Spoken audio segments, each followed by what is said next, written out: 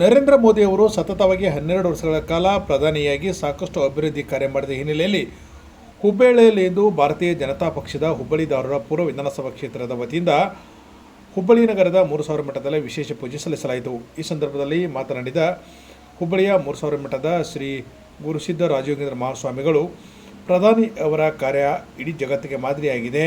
ಪ್ರಧಾನಿಯವರು ಎಲ್ಲ ಜನಾಂಗವನ್ನು ವಿಶ್ವಾಸಕ್ಕೆ ತೆಗೆದುಕೊಂಡು ದೇಶವನ್ನು ಅಭಿವೃದ್ಧಿ ಪಥದ ಕೊಂಡೊಯ್ಯುತ್ತಿದ್ದಾರೆ ಎಂದು ಹಾರೈಸಿದರು.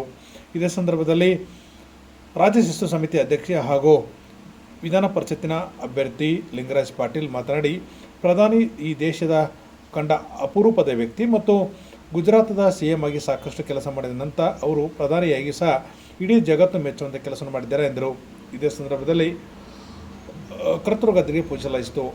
ಬಿಜವಾಡ ಸೇರಿದಂತೆ ಅನೇಕ ಪ್ರಮುಖರು ಈ ಸಂದರ್ಭದಲ್ಲಿ ಭಾಗವಹಿಸಿದ್ದರು. ಅನೂಪ ಗೌಡ ಗೌಡ ಏನ ಸಂತೋಷ ಈಗ ಮಾಡ ವಿಡಿಯೋ ಮಾಡತ್ತಾರ.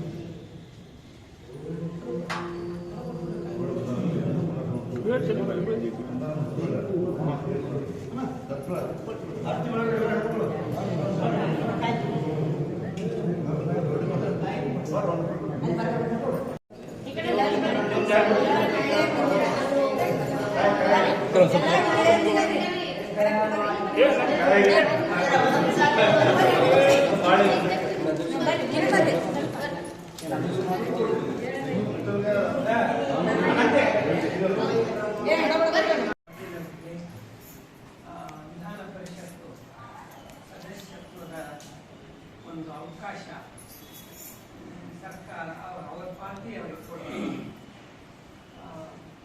ಇದು ವಿಧಾನ ಪರಿಷತ್.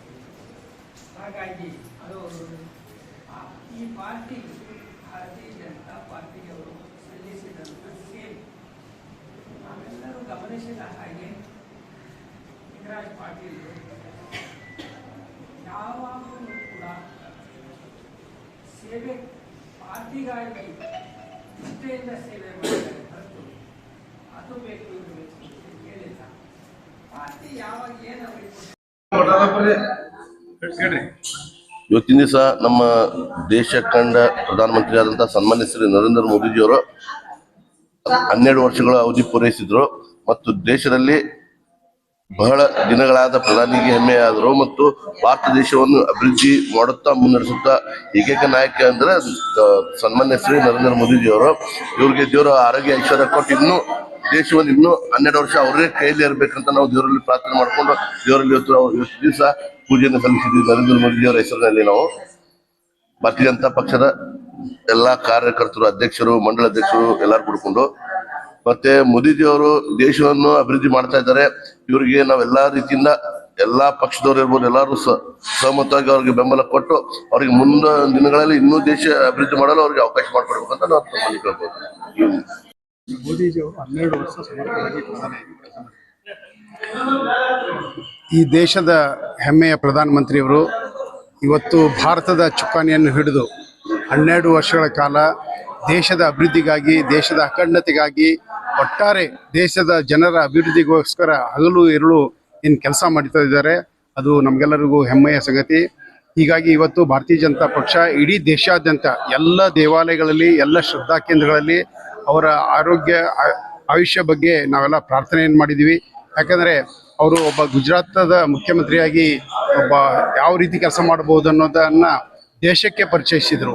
ಹಾಗೆ ಇವತ್ತು ದೇಶದ ಪ್ರಧಾನಮಂತ್ರಿಯಾಗಿ ಇಡೀ ವಿಶ್ವಕ್ಕೆ ಒಬ್ಬ ಪ್ರಧಾನಿ ಹೇಗೆ ಕೆಲಸ ಮಾಡಬಹುದು, ಯಾವ ರೀತಿ ಅಭಿವೃದ್ಧಿಯನ್ನು ಮಾಡಬಹುದು ಅನ್ನೋದನ್ನ ತೋರಿಸ್ಕೊಡ್ತಾ ಇರೋದು ಎಲ್ಲರೂ ನೋಡ್ತಾ ಇದ್ದಾರೆ.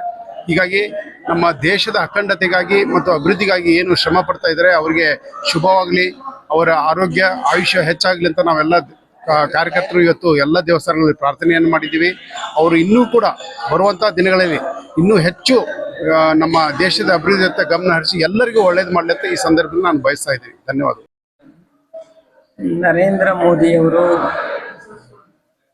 ಈ ದೇಶವನ್ನು 12 ವರ್ಷಗಳವರೆಗೆ ಅತ್ಯಂತ ಸಮರ್ಥವಾಗಿ ಮುನ್ನಡೆಸಿಕೊಂಡು ಬಂದಿದ್ದಾರೆ. ಈ ಹಿಂದೆ ಆದಂಥ ಎಲ್ಲ ಪ್ರಧಾನಮಂತ್ರಿಗಳೇನಿದ್ದಾರೆ ಅವರೆಲ್ಲರಿಗಿಂತಲೂ ಹೆಚ್ಚು ಅವಧಿಯನ್ನು ಅವರು ಪ್ರಧಾನಮಂತ್ರಿಯಾಗಿ ಪೂರೈಸಿದ್ದಾರೆ. ನಮ್ಮ ದೇಶದ ಒಂದು ವೈಭವವನ್ನು, ಗತಕಾಲದ ಹಿಂದುತ್ವದ ವೈಭವವನ್ನು ಮತ್ತೆ ಅವರು ತರುವ ಪ್ರಯತ್ನವನ್ನು ಮಾಡಿ ಅದರಲ್ಲಿ ಯಶಸ್ವಿಯೂ ಕೂಡ ಆಗಿದ್ದಾರೆ. ಇಷ್ಟೇ ಅಲ್ಲ, ಬಡವರು, ಚಿಂತನಶೀಲರು ಮತ್ತು ಯಾವುದೇ ಕೋಮನ್ನು ಮತ್ತೆ ಬೇರೆ ದೃಷ್ಟಿಯಿಂದ ನೋಡಲಾರ್ದೇನೆ ಎಲ್ಲರನ್ನು ಸಮಾನವಾಗಿ ನೋಡ್ತಾ ಈ ದೇಶವನ್ನು ಒಂದು ಅಭಿವೃದ್ಧಿಯ ಪಥದಲ್ಲಿ ಮುನ್ನಡೆಸ್ಕೊಂಡು ಹೊರಟಿದ್ದಾರೆ. ಇಂತಹ ನರೇಂದ್ರ ಮೋದಿಯವರು ನಿಜವಾಗಲೂ ನಮ್ಮ ದೇಶದ ಒಬ್ಬ ಶ್ರೇಷ್ಠ ನಾಯಕರು. ವಿದೇಶದ ಮಟ್ಟದಲ್ಲಿ ನಮ್ಮ ದೇಶಕ್ಕೆ ಬಹುದೊಡ್ಡ ಗೌರವವನ್ನು ತಂದುಕೊಟ್ಟಂತಹ ಶ್ರೇಷ್ಠ ಪ್ರಧಾನಮಂತ್ರಿಗಳು ನರೇಂದ್ರ ಮೋದಿಯವರು. ಇಂಥ ಮೋದಿಯವರ ಒಂದು ಸಾಮರ್ಥ್ಯವನ್ನು ನಾವು ಎಷ್ಟು ಹೇಳಿದರೂ ಕೂಡ ಕಡಿಮೆ. ಇಂಥ ನಾಯಕನಿಗೆ ದೇವರು ಇನ್ನೂ ಹೆಚ್ಚು ಆಯುಷ್ಯ ಆರೋಗ್ಯ ಕೊಡಲಿ. ಈ ದೇಶವನ್ನು ಮತ್ತೆ ಮುನ್ನಡೆಸುವಂತಹ, ಇನ್ನು ಬಹಳ ದಿವಸಗಳವರೆಗೆ ಮುನ್ನಡೆಸುವಂಥ ಅವಕಾಶವನ್ನು ಆ ಭಗವಂತ ಅವರಿಗೆ ಅನುಗ್ರಹಿಸಲಿ ಅಂತ ನಾನು ದೇವರಲ್ಲಿ ಪ್ರಾರ್ಥನೆಯನ್ನು ಮಾಡಿ ಅವ್ರ ಬಗ್ಗೆ ಶುಭ ಹಾರೈಸ್ತೇನೆ.